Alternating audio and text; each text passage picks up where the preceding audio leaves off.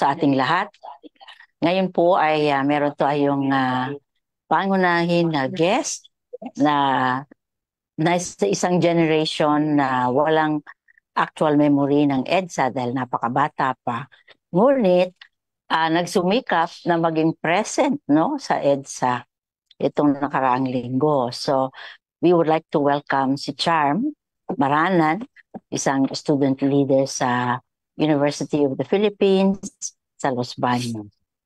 Nag-aaral siya ng BS Sociology and hopefully gagraduate itong December. Dati po siyang chairman or chairperson ng Student Council ng UPLB. Ngayon ay spokesperson na po siya ng Defend Southern Tagalog. Charm, pwede mo bang sabihin sa amin kung bakit ikaw ay nasa Defend Southern Tagalog at ano po ang inyong cause na pinaglalaban? Tell us a bit about yourself at yung Southern Tagalog. Defend Southern Tagalog, no? Malaki yun, di ba? Ayan. So, Defense Southern Tagalog po is an alliance of individuals, human rights organizations, and concerned citizens campaigning against political persecution, especially against activists and progressives. So, it was first convened in 2008, 2009 during the administration of then President Gloria Macapagal Arroyo. It was convened to counter trumped up charges that were being charged against activists and progressives in the Southern Tagalog region. And it was reconvened in 2016, this time to oppose the de facto martial law imposed by the Duterte administration, since it was under the Duterte administration that we once again saw a rise in the number of activists and progressives being persecuted or being charged with trumped up charges. So ayun po. So Defense Southern Tagalog campaigns for our civil liberties, and it calls to stop all forms of political persecution. Bali, ang feeling ninyo yung Southern Tagalog is especially a focus ng attack ng ating mga pamahalaang militar Yes. dahil sa version, ganon. I see. Southern Tagalog, ha? Apo. Ngayon na estudyante ka pa, ano ba ang mga interest mo bilang isang kabataan? Very interested ako na kayo ay gustong pumunta sa EDSA, no? Pero hindi Apo. kayo pinayagan. Apo. Pwede bang ikwento mo kung bakit, ano ang interest ninyo na pumunta doon kahit na kayo ay hindi pa siguro pinanganganak nung nangyari yun? Opo, no. So, yung EDSA, as many of us would know, or kung ituturo pa po ngayon sa kasaysayan, yung EDSA ay isa pong makasaysayang bahagi, no, ng ating bansa. Ipinakita dito kung paano makapangyarihan ang mga mamamayang Pilipino when we choose to unite and fight, and when we choose to stand up for our rights, no? So its historical significance in ousting a dictator, then President Ferdinand Marcos Sr. No, pinakita po kasi ng EDSA kung ano yung mga posibleng mangyari sa panahon na ginigipit yung mga mamamayan at paano kayang tumindig at lumaban ng mga mamamayan para sa kanilang mga karapatan.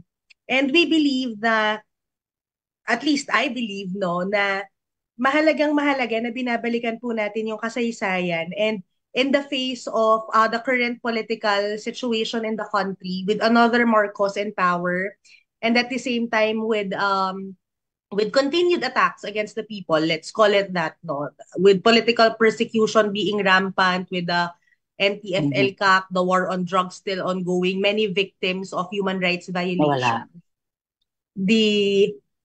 I think po it's very, very important that when we commemorate EDSA, we also look at it at the current context na napakahalaga na matutunan, balikan natin yung kasaysayan at matutunan natin that there is power in collective action, there is power in genuine unity, And there is power in the people's voices that it's very important that we go back to what is the real meaning of democracy. Ano bang ibig sabihin na mayroong tayong demokrasya? Anong ibig sabihin na natatamasa natin yung ating karapatang mamahayag, yung ating karapatan actually na magprotesta at yung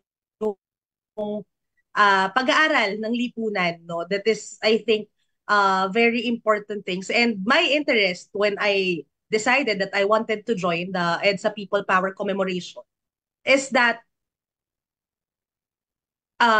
mahalaga na mapag-aralan po natin yung ating kasaysayan at mahalaga na hanggang sa kasalukuyan, hindi ito napupunta na lang sa limot at isinasabuhay natin yung diwa ng demokrasya sa kahit sa araw-araw nating mga ginagawa.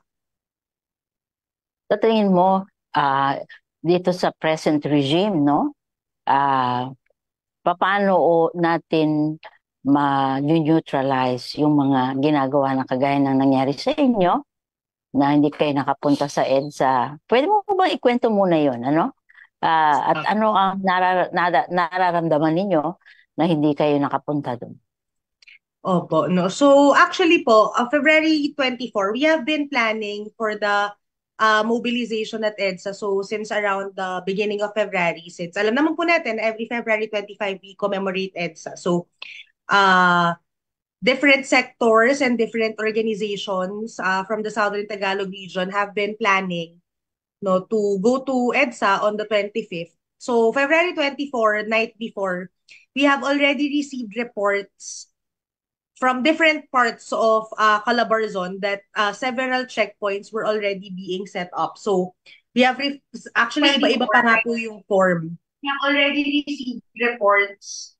Parang sa Cavite, for example, nalaman po namin na yung usual transportation, yung usual jeepneys na ginagamit namin, they were flagged down, tinatanong sila kung sasama daw ba sila sa EDSA, tapos pinicturean yung kanilang plate numbers and licenses. And then in Laguna, we received reports na sa lahat po ng bayan ay meron ng nakaset up na PNP checkpoints. Pero despite knowing this information, no, we decided na we will assert, no, that we have the right to protest, we have the right to travel, we have the right to peaceably assemble. So kahit po na alam namin na may risk, possibly magkaroon nga ng harangan, we prepared for it. We oriented our delegation that when this happens, ang pangahawakan natin ay yung ating right to peaceably assemble, yung ating right to protest. And we have a copy with us of the permit, no. Meron pong na-secure through bagong alyansang makabayan na may permit yung magiging mobilization at the EDSA Shrine. So that was what we had, no, na hindi kami manggugulo, dadaan lang kami, papunta kami ng Maynila, ito yung permit nung rally namin sa Maynila. No, come the morning of February 25, so we left UPLB, at least for the delegation coming here in Los Baños in UPLB. No, we left UPLB at around 6 a.m. And then around 6:30 a.m., we reached the Los Baños Municipal Hall. And right in front of the Los Baños Municipal Hall was the checkpoint of the Los Baños PNP. And we were stopped right there and then. And then actually po, nung una, basta lang kami pinatigil, hindi nila sinasabi kung ano ba yung violation. And then some moments after, they were asking our drivers, the jeepney drivers, to surrender, to give them their licenses and their ORCRs. And then we had a negotiating panel. I was part of the negotiating panel and we were asserting na you cannot, hindi dapat kunin yung mga lisensya at ORCR ng drivers because as experience would have it, no, sa lahat po ng mga pagkakataon na nangyayari ito, ang nangyayari ay tinitiketan yung mga jeepney drivers and then they would be issued show cause orders. So, pwede silang mawalan ng prangkisa and then of course, they would be fined for a violation that is supposedly out of line. Tapos yung isa pang violation ay na binabanggit, dilapidated daw yung plate number, hindi daw nag-a-adhere sa color scheme or color na dapat ng jeep, no? So violations like that. And we were saying na hindi po sila out of line, kahit po yung ating mga jeepney driver, sila ay may karapatan na sumama sa protesta. Sila ay may karapatan na magpahayag, so hindi dapat sila tiketan kasi right naman nilang sumama sa amin. No, so actually we were held there around, I think it was 6 hours because we were there 6:30 a.m. We left almost 1 p.m. We had several rounds of negotiation. We tried to talk to the highway patrol group. We tried to talk to the Los Baños chief of police. We tried to talk to the LGU themselves. We even talked to the Mhm. municipal traffic office. And we were explaining the situation. Actually, hindi naman po namin gusto na mag-cause ng traffic. Of course, because we were being held there, nagkaroon na ng traffic and we already held a program there. We brought out our placards, we brought out our streamers to show that we were being held there. Our intention was just to pass by, to go to Manila, but then we were being held there against our will without any explanation whatsoever. And we were trying to explain na ayaw po namin mag-cause ng traffic, ayaw namin magkaroon ng gulo, ayaw namin mag-cause ng any disturbance. Our only intent was to pass by. Paalis po kami ng Los Baños, pupunta kaming Maynila, no? So, wala po, no? Walang nangyari. We even attempted na umalis na lang dun sa checkpoint because there came a point in time na wala nang kumakausap sa amin. Hindi kami kinakausap ni PNP, hindi kami kinakausap ni Highway Patrol Group. Parang binabantayan lang nila kami. So we said, sige, wala naman silang sinasabi. Hindi nila sinasabi kung anong kailangan nating gawin para makaalis tayo dito. Alis na lang tayo. And then when we tried So, to go on umusad our kayo. way, saka naman po sila Oo. ulit tumigil. Like, bigla po silang humarang ulit sa kalsada, tapos hindi daw kami pwedeng umalis doon, etc., etc. So what we did by that point in Tinanong time ba was, ninyo kung bakit, on what basis kayo ay ayaw papapuntahin sa Maynila? ang Ano ba sinasabi po yung nila ay kaso out of nila? line daw po yung mga jeepney. Ano daw ang out of line? Outside their franchise. So, kumbaga po kasi yung mga jeepney, yung sign, yung kanyang biyahe talaga ay Santa Rosa Calamba or Santa Rosa Binyan, Santa Rosa Pasita. They were not, hindi po Hindi sila nila Los ruta. Baños Route. Calamba. Hindi Oo. nila linya Oo. yon. So, they were Okay. saying that that was the violation. On our part, we were saying na hindi naman po sila pumapasada. Kasama namin sila. Sila yung aming transportation at Oo. bukod sa sila ang transportation namin, kasama sila mismo sa pagpunta sa EDSA. Ganun po. I So, see. Hindi nyo sila diretso na gumagawa lang kayo ng kaso against yung mga drivers namin sapagkat ayaw ninyo kami pumunta sa EDSA. Hindi actually, ninyo we din said that po. ng There were gano'n. moments na sobrang heated or high emotion yung Oo. negotiation. And we were saying na, ano bang problema nyo? Bakit ayaw nyo kaming padaanin? Pinipigilan nyo lang. Oo. Parang, masama bang magprotesta? Masama bang pumunta ng Maynila? May freedom of assembly naman tayo, Yes. Constitution. Yes Hindi po. yun. Oo. Anong sabi nila? Actually, hindi po sila sumasagot by that point in time. Sana Tahimik po. titanong ninyo kung meron silang actual order at pakitan nila mga ganon. Opo, we asked. Ang sinasabi po nila ay sumusunod lang din daw po sila sa nasa taas nila. At least the O, PNP was saying that. I see. O, dapat hiningan ninyo sila ng actual order mula sa taas. Mga ganyan. In other words, alam niyo pagka bureaucracy yung kausap ninyo, i-bureaucratize din ninyo yung conversation. Halimbawa, sasabihin ninyo, okay, may order kayo, nasampo, yung mga ganon. No? Ibalik ninyo yung pagka-bureaucratic nila. Ganyan. Um, Ngayon, ano ang plano ng inyong grupo ngayon na hindi kayo pinapunta sa EDSA? Opo. First po, we would be filing complaints in the Commission of Human Rights. No, so we're just finalizing po yung aming mga complaints na ifa-file. But definitely, we would be going to CHR because our right to protest, our right to travel was impeded by the PNP. And at the same time, we're also looking at the possibility to hold a dialogue with the Los Baños LGU and the Los Baños Oo. PNP since they were the ones who actually barred our travel. Siguro unahin ninyo yon. Unahin ninyo yung LGU, unahin ninyo yung police sa Los Baños. At tanongin ninyo, bakit naman ganoon? Kami mga kabataan lang naman. Wala man Oh, kaming armas. Wala naman kaming, mga ganon. In other words, inisin ninyo sila and make them accountable do sa behavior nila. Sabihin niyo kami po yung mga kabataan, bakit po kami tinitreat ng ganito, no? Ah, Opo. pero siguro yung issue ng bakit sa maraming tao, mabuti na lang kayo ganun eh. At least nag-attempt kayo. Bakit sa maraming tao ngayon parang hindi na uso ang EDSA, no? Hindi lamang dahil sa hinahadlangan ng gobyerno at ini-ignore ng gobyerno, hindi nga holiday, ganyan. Sa palagay mo, bakit parang hindi na uso ang EDSA ngayon sa mga tao? Lalo na sa mga kabataan. Um, I think po na there are several factors as to why the youth could be not minding or not, and they do not see it relevant anymore. No, pero tingin ko po, no, in my personal opinion, I think historical revisionism has some part in it. Uh, Parang kanina we were talking about, is history still really being taught in schools, or is there a part of history being erased?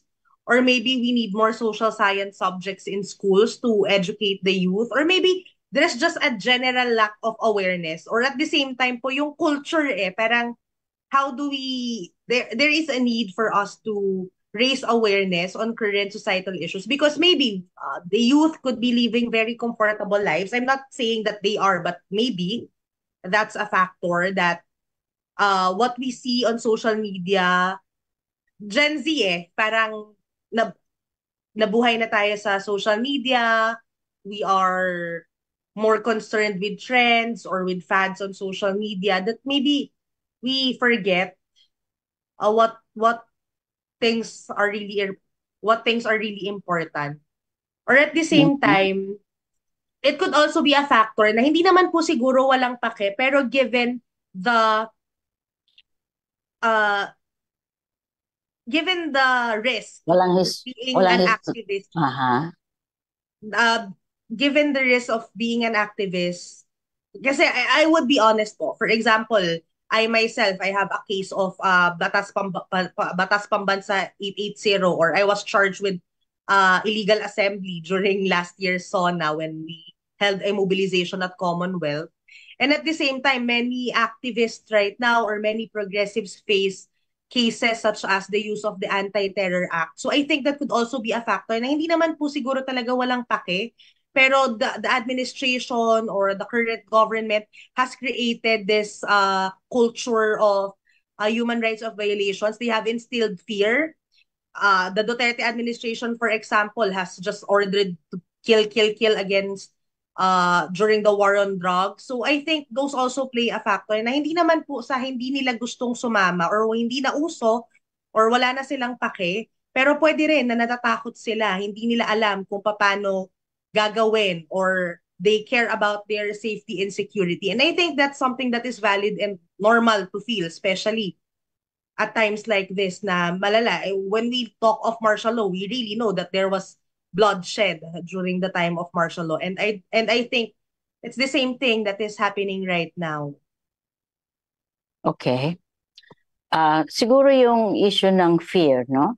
Nung aming kabataan, talagang ano yun, talamak yung threats of violence, of arrest, yung mga ganyan, no? Um, pero gusto kong malaman, ano yung diferensya ng fear ninyo ngayon doon sa fear na which was solved, no? Doong panahon namin. Kasi siguro, maganda na makita kung bakit yung aming generation were prepared, no? Yung EDSA, akala ng mga tao, fiesta yan eh. Pero sa totoo lang, we were really risking our lives. Kami dito sa ISAC, we organized yung tinatawag na Confess, no? Konsyensya ng Pebrero 7. And we were aware na pag pumunta kami doon, we were against all of this, yung arsenal, warfare, weaponry ni Marcos, who is the most powerful president we have ever had. Alam namin na madali kami mapuksa, madali kaming, you know, pagulungan na lang ng mga tangke, ano, and all this. We were very aware of that. Pero parang hindi ininda yung fear, no? In other words, merong ganong real fear na talaga namang danger, no? And in fact, nung panahon ng nakala namin, talagang may mga Sikorsky na ng mga helicopters who will sweep down and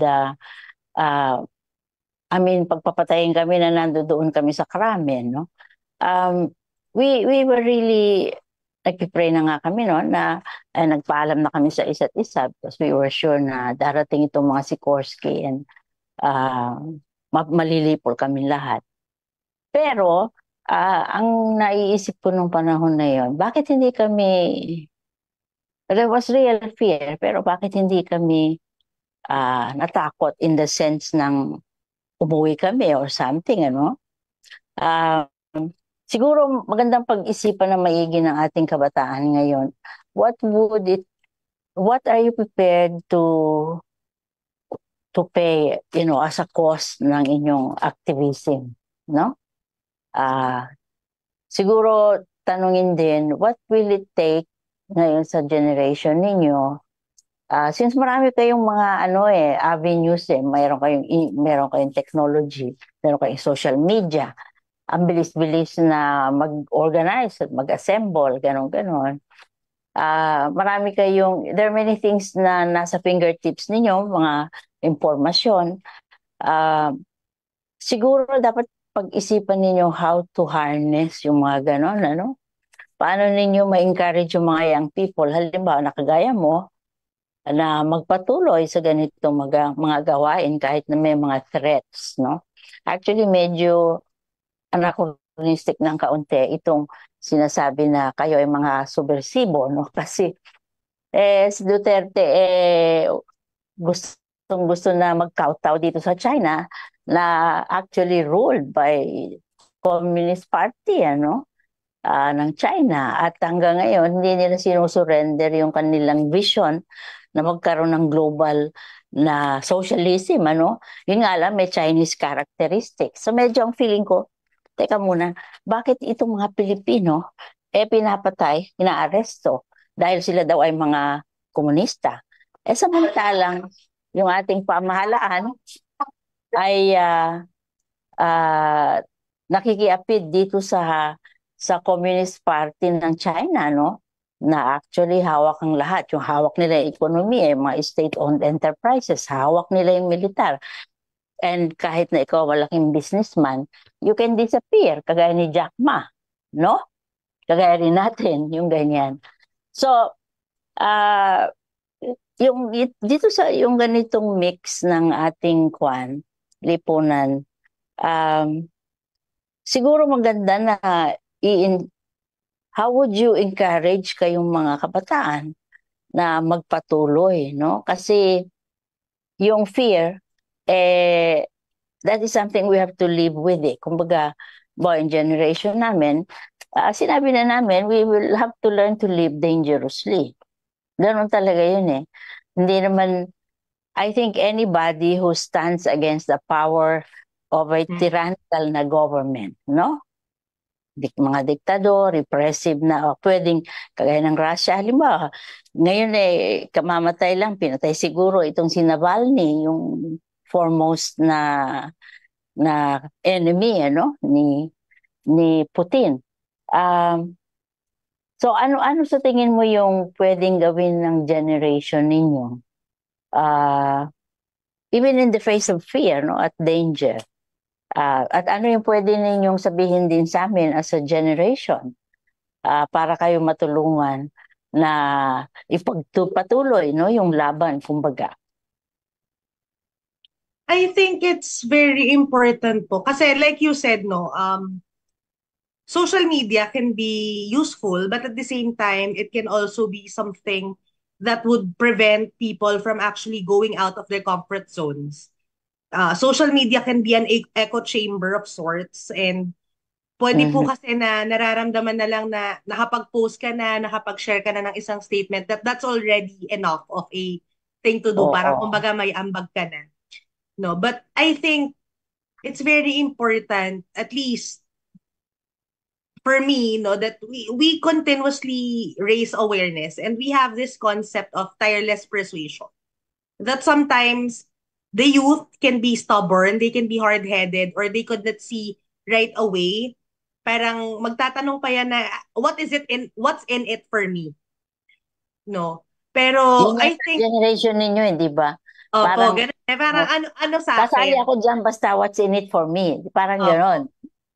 No. Ah, So I think um it would be a combination of us raising the awareness of the youth, and then at the same time it's also re-examining our values, like what do we learn, or what is really of us learning what really is important. And maybe it would help if the older generation or those like you could share your experiences to my generation, because you really lived your life dangerously, no? And I would agree na yun talaga yung climate of danger na binuo noong panahon ng martial law. Pero despite that, the youth was actually a driving force in ousting oo. the dictator back then. So feeling ko po yun yung ano eh, kung tinanggal nga talaga, no, if they've removed history or if they've removed the social sciences and the basic education curriculum, then I think that is something that needs to be addressed. That is something that we need to push back against. It's very important that we learn our Mhm. history, we learn where we came from, we learn from our experiences, and at the same time, actually, it at least in my experience in UPLB, it has been very helpful to learn from the older generation, not for the older generation to brag, but for the older generation to impart what it was like back in martial law and to inspire us actually. Because I always say this, and in my years as a student leaders, I've always said that the rights and whatever it is that we are enjoying now, even the democratic space, even the institution itself, that is, for example, the UPLB University Student Council, it would not be here if it was not for those who came before us. It would not be here if the generation before us did not fight Mhm. for it back then. And I always say it, nothing ever comes easy. Yeah. Our victories never do come easy. Parang even free education, the free tuition that we are enjoying now in college for state universities and colleges, that was a hard fought battle.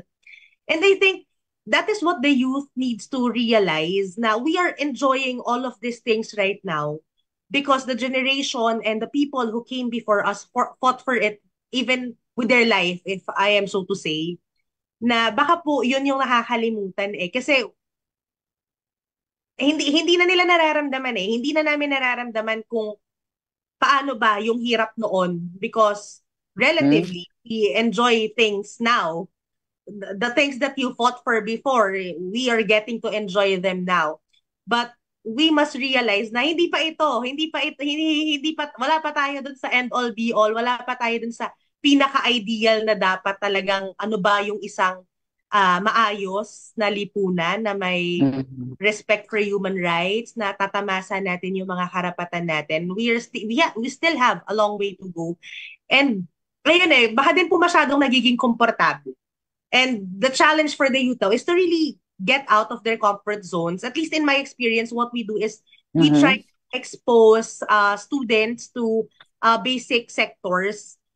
We have what we call basic masses integration, wherein even for a small amount of time, we visit communities, we look at how hard it is to be a farmer or how hard it is to be a factory worker, things like that, that would let them see the reality of life. That actually, our life in the university is very easy. But once you go out into the real world and you hear the experiences of other sectors in society, or quote unquote, maranasan mo ano yung buhay ng nasa laylayan, then maybe that would empower us to be of service to our fellow Filipino people and be of service to our country actually. Well, salamat Ian na at least na-appreciate ninyo no, yung mga sakripisyo ng older generation. Ngayon naman gusto nating marinig din. May mga in-interview tayo noong Sunday ng mga ka-generation ko. Na it will be good to hear them kasi may mga ka-generation ko na minsan nagtatanong, ano yung pinaglaban natin? Parang nawala lang na parang bula, ano? We still have the same problems, no? At mukhang walang nangyari doon sa EDSA. What did we fight for? Ganon. Meron din ganong mga tinatanong yung aking ka-generation. At ngayon siguro gusto namin na marinig natin sila kung ano yung kanilang damdamin, no? 38 years after people power. So, pwede ba nating makita yun? Na wala kang kasama, pero still, buhay yung EDSA sa'yo at gusto mo pa rin iparamdam yung spiritong yon. I think buhay pa rin sa maraming Pilipino. Nandito kami ngayon sa EDSA upang magbalik tanaw at alamin kung buhay pa ba ang diwa ng EDSA People Power Revolution. Samahan niyo kami.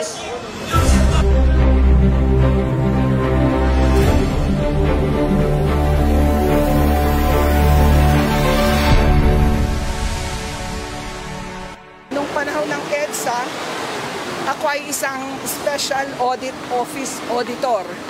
Kami yung in charge ng mga performance audit at saka special audit ng Commission on Audit. So, bukas kami sa iba't ibang paraan ng pandaraya ng pera ng bayan. Kaya napakalakas ng damdamin na makisama sa pagtayo ng bawat Pilipino upang labanan yung bulok na sistema noon, diba? So, gaya na sinabi ko sa aking page, sa aking FB, lumuwas ako from Quezon, kung kani-kanino nakisakay, para makarating sa EDSA. Natulog kami sa bandang GMA station. Dahil ang biruan namin, kung may mangyari, pinakamalapit kami sa TV station. Siguro naman makukunan kami ng picture. Yun lang. Siguro yung mahalagang ituro ay ang EDSA, yung kabuuang nangyari at yung damdamin ng bawat Pilipino na nagsimulang mag-alab nung may isang cardinal sin na tumawag at in-encourage ang bawat Pilipino na makiisa at pumunta sa EDSA. At ano masasabi ko sa mga kabataan? Well, hindi naman pwedeng sabihin na hindi kayo naging bahagi. Kasi bahagi kayo ng pangarap namin yun eh. Kayong mga kabataan yung dahilan kung bakit kami nagkasubok na pumunta mula sa iba't ibang lugar patungo sa EDSA at makiisa sa isang mapayapang revolusyon. So pwede natin sabihin, EDSA is for you and therefore pay it forward. This is your chance to prove.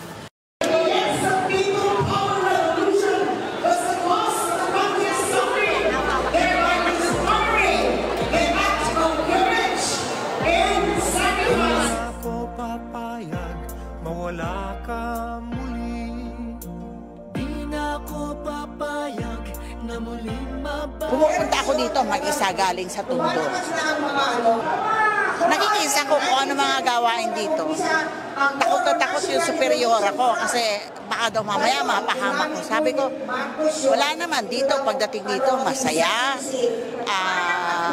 Parang hindi man magkakakilala, parang magkakakilala na rin.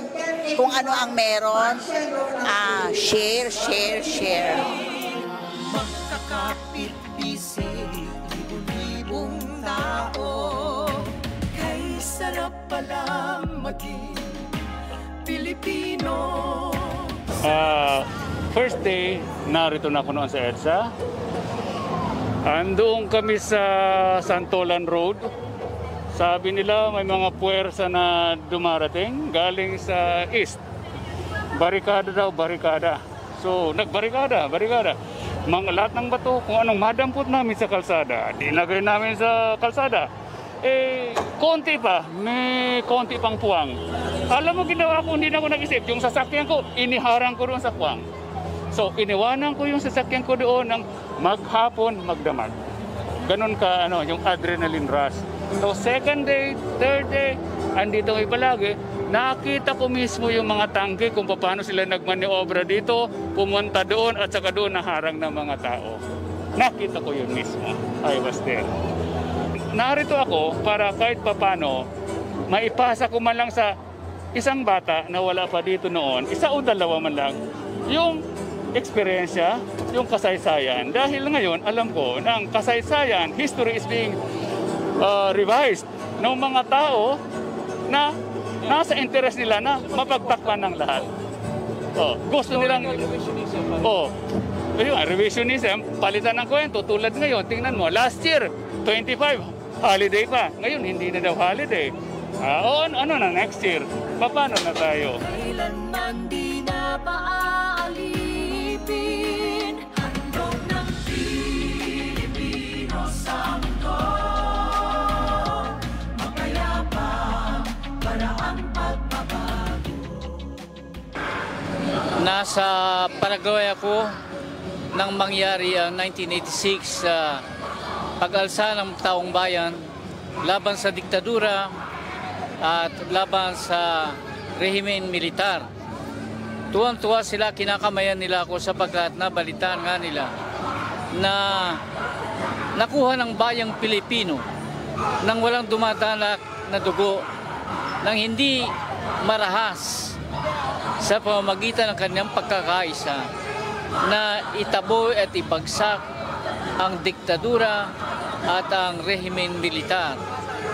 Natutuwa sila kasi sila rin, ilang taon sila hanggang ngayon ay nasa rehimen militar pa rin sila. Ang pangarap nila, nakita nila na sana magampanan din nila na walang dumadanak na dugo, na sila ay makawala o mapalaya nila ang bayan nila laban sa diktadura militar. Katotohanan, kalayaan, katarungan ay kayang makamit na walang dahas. Basta't magkaisa tayong lahat. Nakita ko noon na parang isang sambayan ng Pilipino talaga. Kahit din yung nababalitaan namin sa ibang mga lugar, meron din kanya-kanya mga rally dahil di naman sila makapunta dito sa Manila. Pero ang lahat parang iisang damdamin, iisang isip, isang bansang Pilipino talaga. At yun, sana nga maibalik yung ganong klase na na mga pangyayari, na at huwag malimutan ng ating mga kabataan, yung mga nangyari. Kasi yun para sa akin, it was a glorious days ng Pilipino. Sorry nakakaiyak lang kasi na itong mga nagdadaang panahon ay parang natabunan na, at ang naghahari ay yung mga walang pagmamahal. Ako, yun ang tingin ko. Walang tunay na pagmamahal sa ating bansa at sa mga Pilipino. Sana mamulat ang marami, at sana ipinagdadasal ko yung ating mga mambabatas, yung ating mga nasa gobyerno. Sana intindihin nila at ipaglaban nila at ipagmalasakit nila ang mga Pilipino, hindi ang mga dayuhan. Kapit bisig, madre, pari at sundalo, naging langit itong bahagi ng mundo. Huwag muling payagang umiralang dilim. Tinig ng bawat tao'y bigyan ng pansin. Magkakapatid lahat sa Panginoon, ito'y lagi nating tatandaan. Huwag na nating kalimutan. Tignan at pagmasdan ng nagaganap sa ating bayan. Ang layunan ng mahihirap sa mayayaman. Tinig ng mga tao na bigyan ba ng pansin? Di ba natin mahahanap ang liwanag sa dilim? Di ako papayag, maniig ang dilim. Di ako natahimik ng ingay na sinungaling. Kalayaan, katarungan, katotohanan, ito ang laban ko.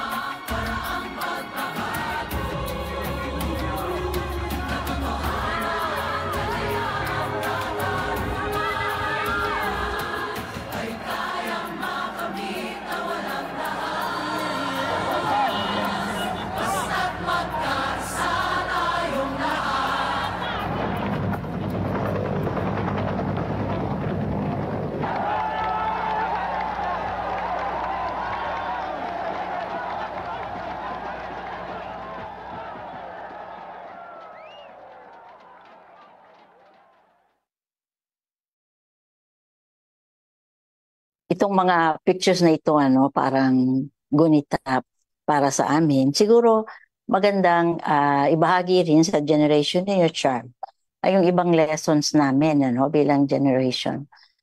Ang unang-una dito, maganda yung sinasabi kanina ng kanta, isang handog ng Pilipino sa mundo, yung mapayapang pagbabago. Very few sa history yung nangyari sa atin na merong peaceful na revolution, no? Kung matatawag yun. Of course, ang problema natin yata, walang consensus kung ano yun. Yung mga nasa liberal na democracy na types, ang sabi ito ay restoration ng ating demokrasya. Yun namang mga Marxists, sinasabi, wala namang nangyari doon. Walang change sa power relations. Hanggang ngayon, puro pa rin ang mga tao.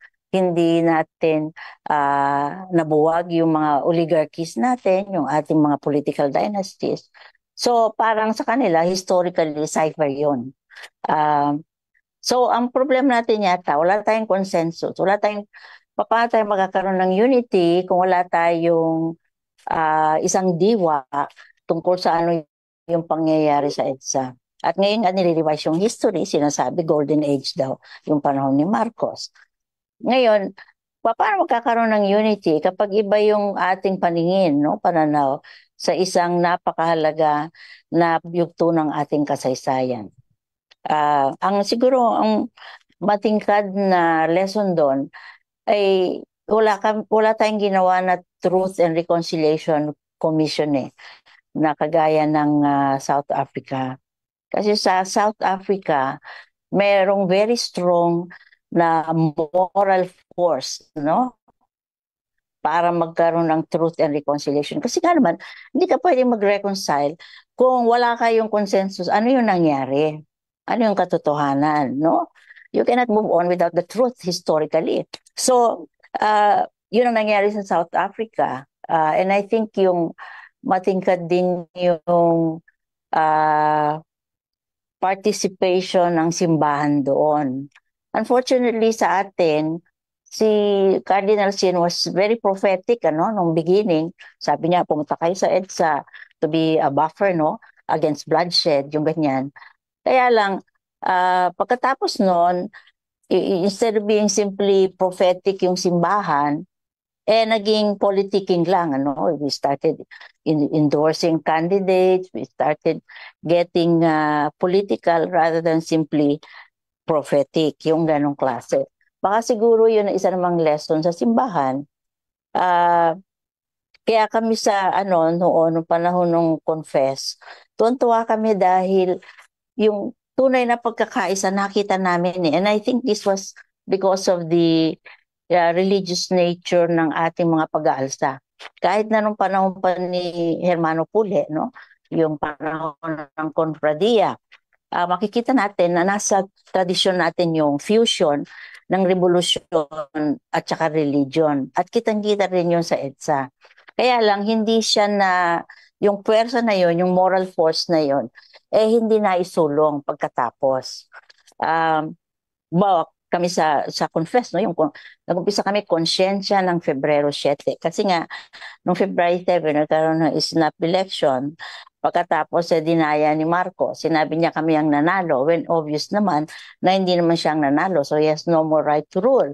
Kaya kami ng mga sa confess, sa ISAC, yung tinipon namin yung mga evangelicals who were thinking along with us.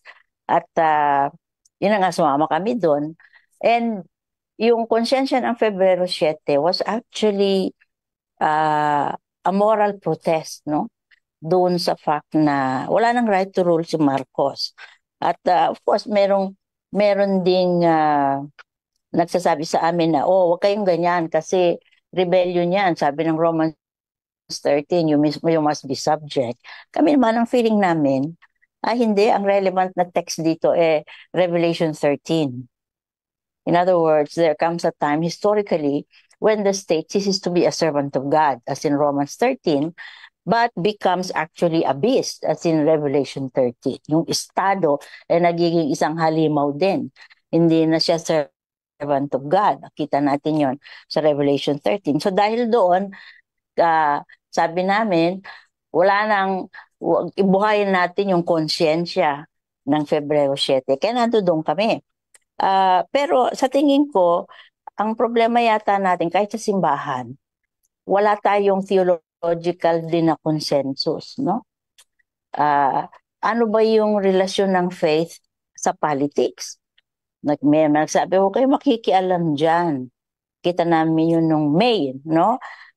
The last election, sabi ng simbahan, may mga bahagi ng simbahan na nagsasabi, we must be involved. Meron din bahagi ng simbahan na nagsasabi, ay wag kasi church and state separation. Nakita namin yon kung gaano kalalim yun sa pananaw, sa consciousness ng mga taong simbahan. Kaya siguro ang agenda rin natin ngayon bilang mga mananampalataya, isipin natin muli, ano yung diwa na nagsulong sa atin para pumunta sa EDSA. Kaya yung religious element sa EDSA very strong noong panahon na yon. Sa tingin ko, yung mga social scientists natin, hindi marunong i-analyze ito kasi nga yung nangyari sa Pilipinas hindi mo pwedeng ikahon doon sa mga ideological paradigms, hindi yan liberal lang na phenomenon, hindi rin yan Marxist na phenomenon, ano siya. Pero challenge ito, I think, sa mga social scientists natin at sa mga theologians din. Napag-isipan na maigi, what was in EDSA na actually pinagdiriwang natin kahit ngayon, At kayong mga bata, yung mga generation yun na wala roon, what was that na, ano yung sinisimbolize ng EDSA para sa atin? Kung akong tatanungin bilang anthropologist, ang tingin ko dyan, ang EDSA surfaced, a very critical element ng ating kultura. Dahil ang mga Pilipino, pagka nasaling na yung kanyang damdamin, talagang mag-aalsa na, at yan hindi lamang for figures like kagaya ni Ninoy. Yan din nag-aalsa rin ng damdamin sa mga kagaya ni Flor Contemplacion, yung na-execute doon sa Singapore na domestic helper, So sa tingin ko dapat pag-isipan challenge yan sa mga social scientists at sa mga theologian. What is it in our culture, that makes us now and again, hindi lang nung panahon ng EDSA, now and again, talagang aalsa tayo dahil nasa linyong ating empathetic, na character as a people. Kaya nga sa EDSA, mahalaga yung sinasabi na slogan, hindi ka nag-iisa. In other words, nagkaroon ng sense yung mga Pilipino na kung kaya nilang gawin ito to somebody na kagaya ni Benigno Aquino, kaya nilang gawin ito kahit sino sa atin. So yung feeling na hindi ka nag-iisa. Siguro, sana, magkaroon din ng ganong sense yung generation ninyo kapag merong mga naaapi, kapag sabi mo nga, lumabas sa comfort zone at sana masaling din yung damdamin ng pakikiramay ng ating kultura in such a way na talaga mag-aalsa na.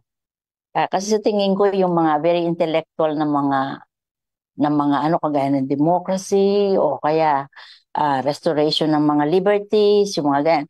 Sa tingin ko medyo malayo-layo sa sikmura ng Pilipino yun Pero kapag nahabag sila, kapag nagkaroon ng sense na hindi lang siya, kami rin, ginagawa rin ito sa amin. Siguro dapat pag-aralan ninyo na maigi bilang generation. Kasi ang mga Pilipino very emotional Hindi siya nape-persuade ng utak lang. Kailangan nasa damdamin. At kapag talagang nasaling na yung sense nila ng injustice, pumasok na dito sa puso, ay talagang mag-aalsa na yan. Kaya ang feeling ko, siguro yun ang pag-aralan natin maigi, lalo kayong mga bata pa. Ikaw nasa sociology, pag-aralan mo na maigi yan. What does it take, para mapukaw ang damdamin ng mga Pilipino? Yung empathy na nandiyan dyan. Very empathetic tayo ng mga tao At nakikiramay, paano natin mapupukaw muli yan? So that yung mga inaaresto ngayon, yung mga kinakarsel, o halimbawa, yung kahit si Laila Dinima, imagine 5-6 years na nakakulong, no? So, siguro yun ang hamon sa amin na we tell stories, no? Pero kayo din siguro, pag-isipan din ninyo, paano mapupukaw ang damdamin ng ating mga kabataan, yung generation ninyo. Okay? So meron ka bang closing na remarks sa Charm para sa amin, ano? Sa generation namin at sa madla, no? Sa mga co-generation mo. Una po ay thank you for giving me this opportunity to discuss these things with you. And tama po no na we as a generation need to learn from those who came before us, and at the same time kahit po ako no I still have a lot to learn, and hopefully kumbaga malaking tulong po halimbawa itong ginagawa natin that we're on social media, we're talking about these things. But the bigger challenge for someone like me who's already kumbaga mulat or aware of what is happening is how do I inspire others to do the same. And siguro yung message ko po sa mga ka-generation ko is that we should not be afraid to go out of our comfort zones. We seek what is uncomfortable, and from there, we move forward and we try to make sense of what is our purpose. And I believe that each one of us has a purpose, and that could contribute to nation building, or that can contribute positively to society as we know it. Ayun po. Salamat, Charm, no, sa ganyang mga wakas na salita sa amin. So maraming salamat, Charm, for being with us. The Lord go with you sa iyong activism. Salamat din po. Maraming salamat din sa mga sumama sa amin ngayong gabi. Next month po ay tututukan namin ang susapin ng mga kababaihan. At syempre, ang ating pagdiriwang ng mahal na araw, yung Holy Week, no? We will reflect on what the Lord did on the cross for us at ano ang meaning at significance nito para sa ating panahon. So buhayin natin ang diwa ng EDSA at buhayin din po natin ang ibig sabihin ng ating pananampalataya sa mga panahong ito. So, thank you. Salamat sa lahat. At salamat kay Charm. Pagpalain kayo ng Diyos.